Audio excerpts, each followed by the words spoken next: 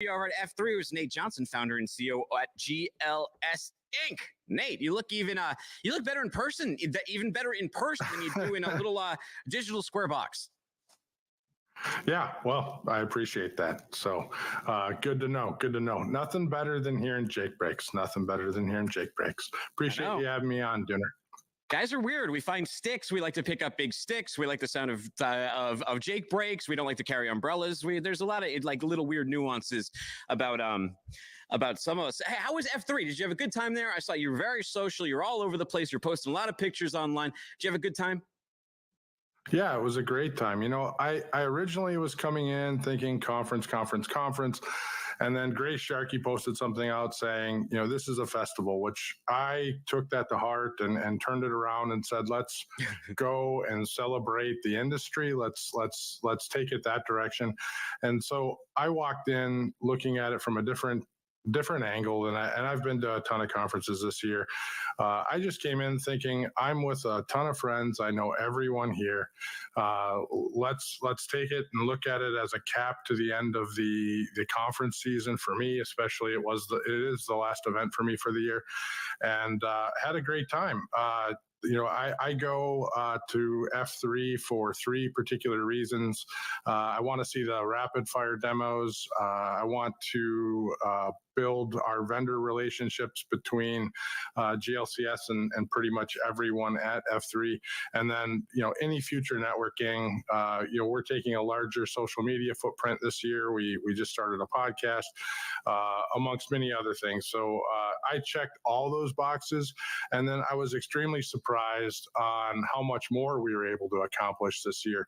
I was just so impressed with the driving community that was there, all the drivers, owner operators, the Please Advise crew that we were introduced to, the energy that they brought. It inspired me, taking it to another level on my side. So it's not awkward for me to do that, but it is something that I'm excited about and I'm pushing forward with. So, you know, expect to see a lot more of me and GLCS on that level moving forward. Well, Nate, people who may not have ran into you on the floor, or to them, GLCS is just a logo they're seeing for the first time. What's the company? What do y'all do? Sure. Well, we have three pillars, we call them. Really, pillars or divisions. We're a management technology consultancy. We do managed services, so managed IT, application managed services for only transportation logistics providers. And then we also do complex integrations for transportation logistics, so lots of driver workflow, visibility platforms, that type of thing. Very interesting. So you get a lot of experience with carrier and broker relations. And, you know, I look at our Freightways pricing power index, and whenever that needle is at like 30% and lower, or 70% and higher, you got high contention on either side. Do you have a couple tips for us on how to navigate that in this market right now and set ourselves up maybe for some victories in 2024? Right. So broker carrier tensions is something of a platform, you know, we've been working on. I know you've had Dan Lindsay and Trey Griggs on the show talking about the Broker Carrier Summit. That's something I'm involved in, something that a lot of us are championing right now. And it's a industry topic that we've been working with. I've been in the industry 28 years. I've not always been a consultant. I've been an operator. I've run trucking companies. I've run brokerages, and this is not anything new to the industry. I think it's getting louder as social media becomes more present, as the spot market becomes present, as products like sonar and green screens are shedding a large spotlight on spot market pricing.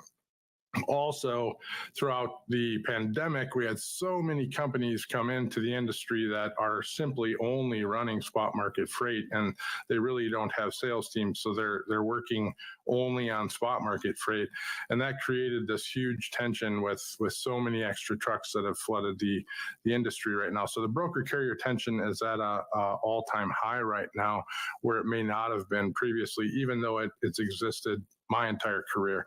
So that being said, you know, building relationships with the people that you work with, you know, as much as I say stay off the spot market, that is truly your goal as an operator, as a small company, is building that relationship and trying to stay off of the spot market as much as possible. It's going to benefit you from many, many different angles. So, contracted rates, not necessarily contracted rate, but the negotiating rates, negotiating your detention, that type of thing. So, well, Nate, though, you mentioned truckers, and I know that the trucking bloodbath's a thing, but the other bigger storyline is what's going on with brokerages. 2 out of 3 since 2019 that have been formed have gone out of business. Now, I always try to preface this by saying that it's almost like authorities. That can mean a lot, like a brokerage, but still right. a giant number. What are you hearing from your broker partners? Are they running nervous? I know a lot of the tech-enabled ones are from conversations I've had at F3 and just from obviously being in this seat and understanding what's going on. Well, if you're established and you have great customer relationships, that's one thing. I think a lot of people have come in to the industry in the last few years because it was so dynamic. We couldn't move any freight. There was excess freight. So many people entered the industry not knowing really, or not having the talent that they necessarily needed to do. Additionally, a lot of carriers came into the industry with brokerage authority, and I think they've exited the industry too. So we're seeing some of those metrics as carriers leaving the industry with their brokerage authority as well. But it's a hard business. I've talked to many people who have started a brokerage authority through the Brokerage Carrier Summit that they've never moved a load before in their life, and they're learning how to do that. So how many people actually were, through the pandemic, were seeing all this freight being moved, all the money to be made potentially, and said, I'm going to go out and start a freight brokerage. But how many of those authorities were created and never actually moved a load? I don't think we have data on that, but I would imagine a substantial amount of them never moved any freight at all. What's your number one tip? So let's say I'm one of those brokers, or I'm a truck driver. I came in when the spot market was good, 2020 through a little bit of 2022, and now it's completely flipped, and I'm back where normally you need contract relationships. How do I move to that? What's my first step?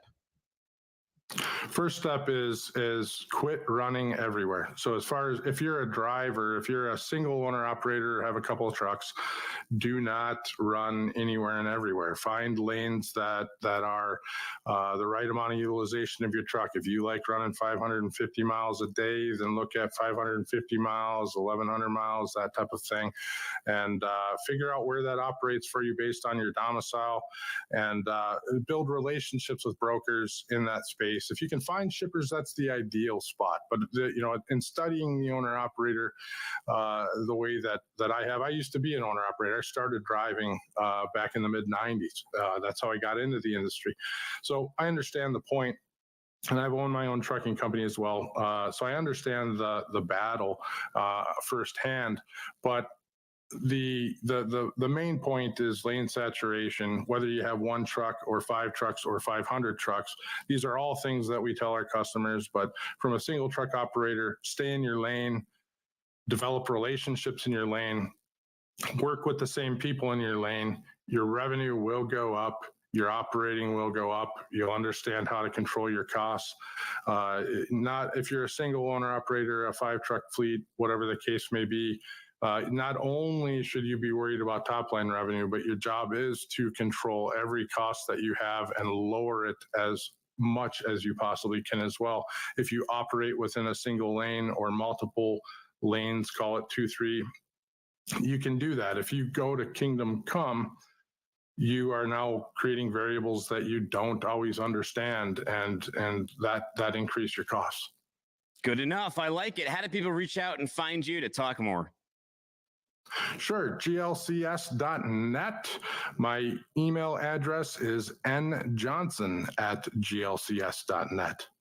Go connect with him. Have a great weekend. Have a great Thanksgiving. I appreciate the time, Dooner. We'll catch you next time. Take care. All right. Speaking of Thanksgiving, you guys are going to get holiday shopping. Hello, everyone. I'm Grace Sharkey. This is Nate Johnson from GLCS, and he's going to be coming on my show shortly. Until then, check out freightwaves.com.